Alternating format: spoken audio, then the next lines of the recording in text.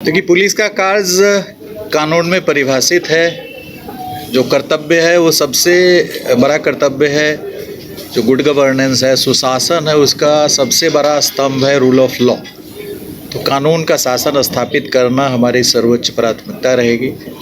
कानून के शासन को स्थापित करने के लिए जितने भी नियम, परिनियम, अधिनियम हैं, सभी को प्रभावकारी ढंग से लागू किया जाएगा और अपराधियों पर काफ़ी सख्त नकेल कसा जाएगा और अपराधियों पर चतुर्दिक दिशा से प्रयास किया जाएगा। इन्वेस्टिगेशन को प्रभावी किया जाएगा।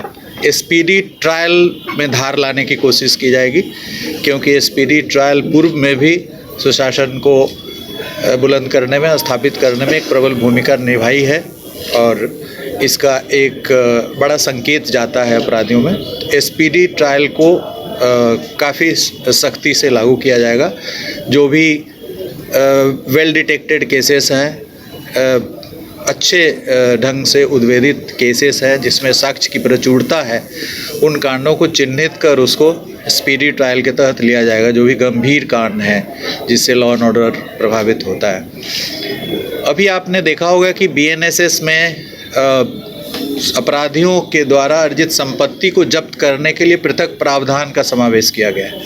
पहले था कि हम लोग एक पोस्ट ऑफिस का काम करते थे और ईडी के यहाँ भेजते थे अटैचमेंट के लिए, लेकिन अब जो बीएनएसएस में संशोधन हुआ है उसमें अलग से प्रावधान किया गया है कि पुलिस के पदाधिकारी जो अपराध से अर्जित संपत्ति है उसको भी अटैच कर सकते हैं।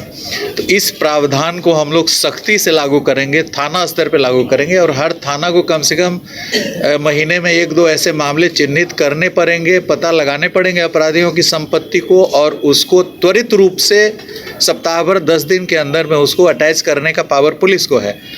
तो उसको हम लोग सख्ती से लागू करेंगे। जो नया प्रावधान आया है अभी बीएनएसएस में, जो पहले हम लोग ईडी के माध्यम से कराते थे, अब पुलिस जो पहले सीआरपीसी की धारा 102 में हमें सख्ती थी, अब बीएनएसएस में उसको और विस्तारित किया गया है और उसमें प्रबलता, प्रखरता लाई गई। उसका हम लोग प्रयोग करेंगे भरपूर ढंग से और उसका तुरंत हम लोग प्रारंभ करा देंगे।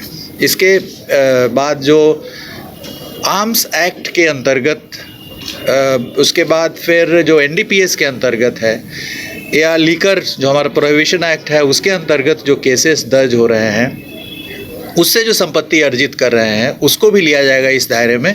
और बड़ा आसान है उसको पता करना कि हमारे जितने चार्जशीटेड लोग हैं, जो चाहे प्रोहिबिशन एक्ट में हो, एनडीपीएस एक्ट में हो, उनकी संपत्ति का पता किया जाएगा। संपत्ति को पता करने के भी तौर तरीके बहुत सारे, अब सिर्फ इंटेलिजेंस पे नहीं लेकिन बहुत सारे डेटाबेस है, उससे हम लोग पता कर सकते हैं। और इन सभी चीज़ों को सिर्फ अनुसंधान करना ही हमारा काम नहीं होगा, बल्कि अपराधियों के द्वारा अर्जित संपत्ति पर कड़ा प्रहार करना पड़ेगा।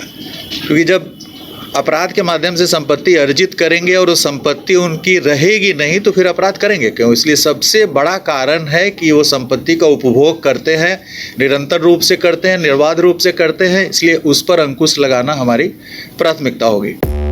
5 राज्य, 61 शहर, 150 प्रोजेक्ट और एक वास्तु विहार।